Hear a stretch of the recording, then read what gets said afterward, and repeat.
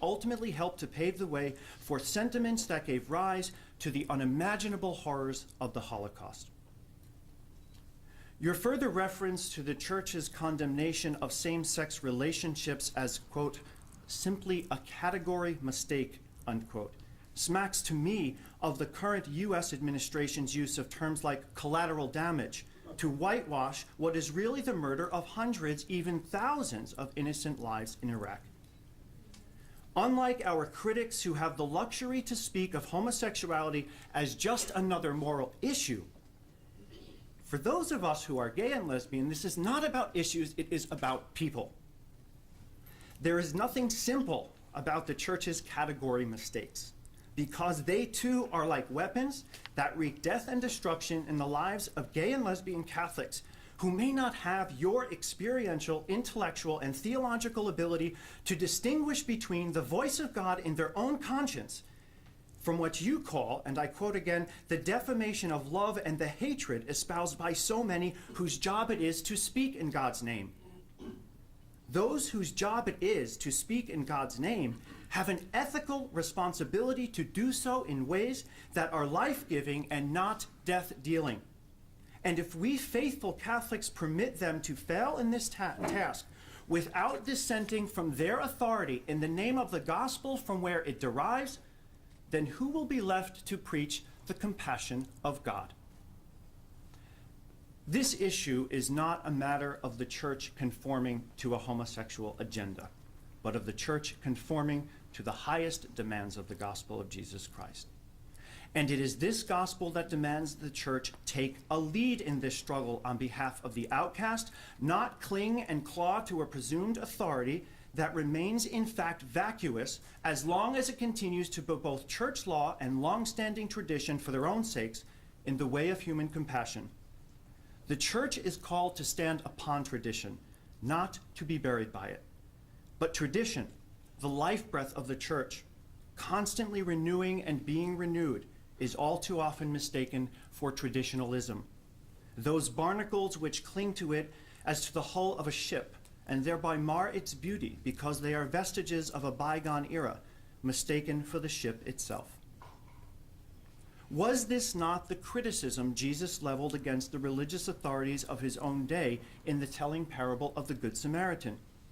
The religious authority, both priest and Levite, passed by the wounded man on the road, not because they were cruel or evil, but because their laws and traditions led them to the mistaken conclusion that to touch him would have rendered them ritually unclean. They denied this dying man compassion because religiously they believed this was the right thing to do. They mistook long-standing tradition for ultimate truth.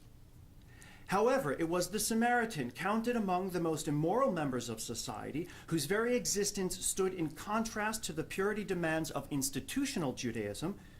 It was through him that God worked grace, mercy, and compassion. Where our leaders will not exercise compassion, then, it is all the more urgent that we do so, even if this requires our dissent. But for whom must we exercise compassion? Who in the modern church is analogous to the wounded man on the side of the road? Perhaps for the gay community, it is first and foremost the innumerable children who have been sexually abused within the church.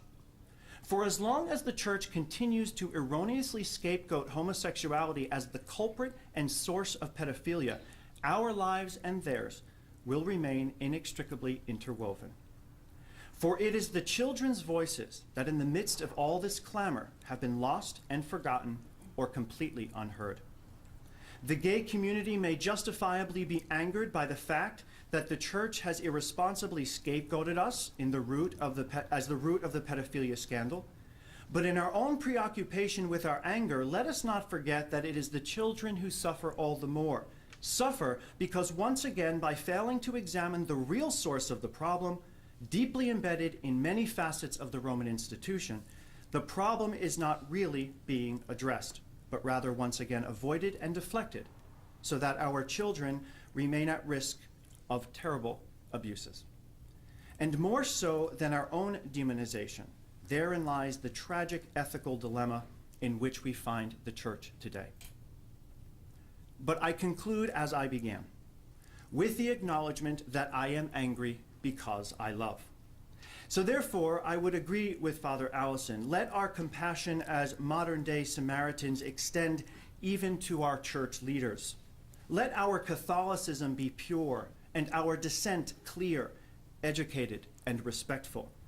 Let us not overindulge ourselves in our collective sense of victimization or allow our anger to diminish our experience of Christ in our midst, the power of the gospel and the sacraments in our lives.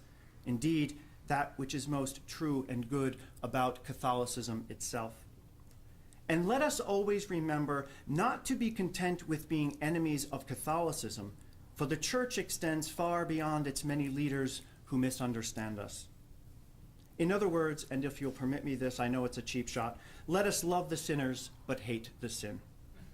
And although the gay political agenda may not advocate that we act with such compassion, for those of us who would be faithful Catholics, so too the gospel of Jesus Christ demands it. Thank you.